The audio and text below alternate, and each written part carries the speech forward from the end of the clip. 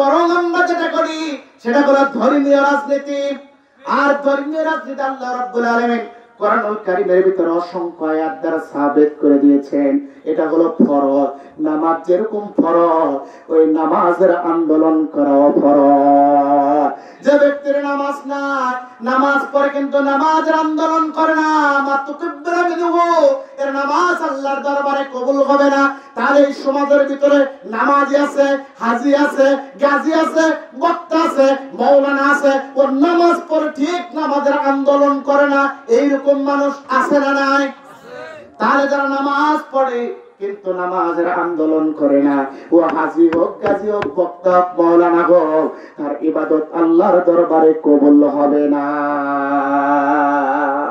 সম্মানিত ভাইরা, যে কথা বলেছিলাম, রাষ্ট্রনায়ক হবে কয়টা, বৈশিষ্ট্য কয়টা থাকবে?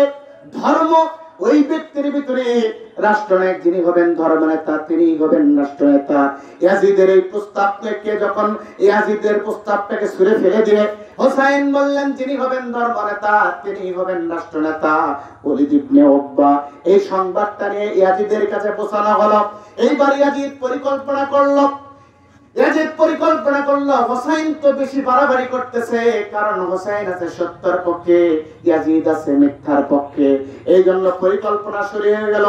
এইদিকে কুফা থেকে, কুফার মানুষগুলো ছিল আল্লাহওয়ালা, খোদাভীরু, ওই মানুষগুলো এবার সিদ্ধান্ত নিল ইয়াজিদের মতো একজন মতখোর ব্যক্তিকে আমরা ব্যক্তিরেখাতে হাত রেখে বায়াত গ্রহণ করতে পারি না।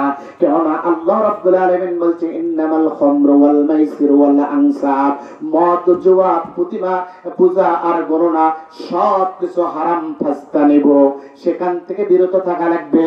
সুতরাং এক মতখোরের হাতে হাত রেখে আমরা বায়াত গ্রহণ করতে পারি না। আমার রাসূল যেটা নিষেধ করেছে আমরা কুফাবাসী সেটা গ্রহণ করতে পারি না। এই জন্য কুফা থেকে ইমাম হোসেনের উদ্দেশ্যে একের পর এক চিঠি লেখা হলো।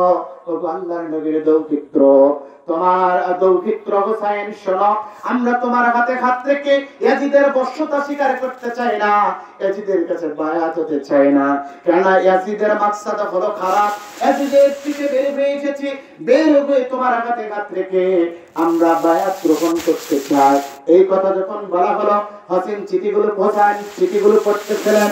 পড়ার পর অনেকগুলো একাধারে যখন চিঠিগুলো আসতে থাকলো, হোসেন পরীক্ষা করার জন্য, হাল হকিকত জানার জন্য চাচাতো ভাই মুসলিম ইবনে আকিলকে বললেন, ও আমার চাচাতো ভাই, কুফাবাসীর মনোবাসনা কি একটু তোমরা জেনে আসো, কারণ এই কুফাবাসী আমার আব্বার সঙ্গে প্রতারণা করেছে। এই কুফাবাসী কেননা মুসলমানের নাম নিয়ে প্রতারক আছে না নাই? আছে না নাই? আমরা দেখেছি মুসলমানের নামে আগেও প্রতারক ছিল, এখনো প্রতারক আছে। দাড়ি টুপি সারা জীবন, নামাজ পড়া লাগে না, ভোটের সময় যখন আসবে মাথায় টুপি আর খোলা লাগে না। আপনারা দেখবেন না, দেখবেন ভোটের আগে ওকে মাথায় টুপি দিয়েছে, ভোটের পরে ওই ব্যক্তি মাথায় টুপি দেবে।